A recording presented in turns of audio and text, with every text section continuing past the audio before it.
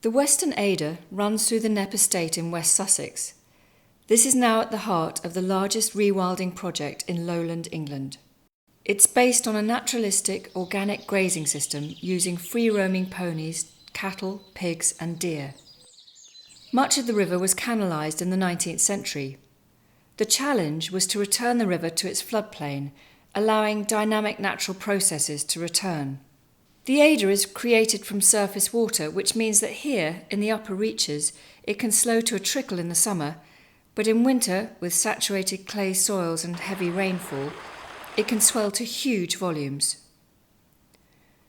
Draining the land for agriculture has increased the speed that the water runs off the land. Our aim has been to reverse this process, slowing the water down and allowing it to stay on the land for longer, as it used to, and to create a myriad of water habitats.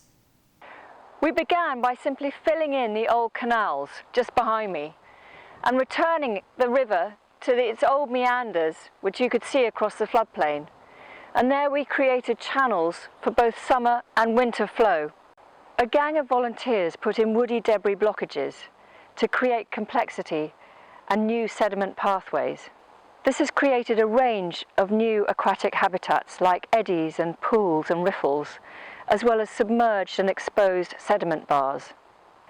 It's been an incredibly dry spring with very little rainfall, but normally these woody debris blockages trap sediment and twigs and other organic matter, and this allows oxygenation, which in turn improves the water quality. In effect, we've been behaving exactly like beavers. We've created 25 hectares of scrapes. Some of them hold water all year round, others dry up entirely in the summer. And this has created a range of important habitats for aquatic plants, invertebrates, and for wintering and breeding birds. Our grazing animals also interact with these watery habitats, puddling, grazing, softening the margins, providing pools of warm, shallow water for invertebrates. Sometimes they surprise us with their ingenuity. Our pigs love diving for swan mussels and are often seen behaving like hippos. Where the footpath crossed the floodplain, we created this causeway, and nearby a couple of tree platforms, which are now fantastic vantage points for viewing wildlife.